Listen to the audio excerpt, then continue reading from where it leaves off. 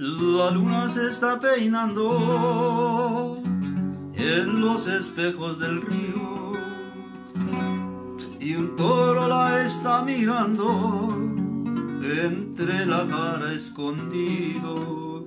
Cuando llega la alegre mañana y la luna se escapa del río, el torito se mete al agua embistiendo al ver que se ha ido.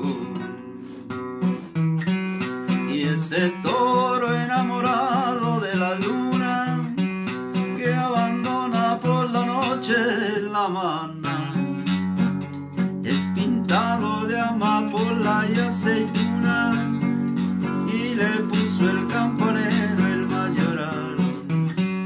Los romeros de los montes le besan la frente, las estrellas de los cielos la bañan de plata, y el torito que es bravío, de casto valiente, abanico de colores parecen sus patas.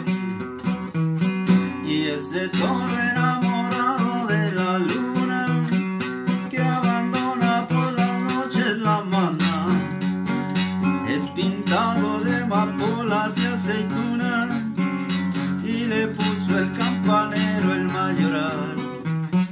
Los romeros de los montes le besan la frente, las estrellas de los cielos le bañan de plata, y el torito que es bravío, de casta valiente, abanico de colores parecen sus patas.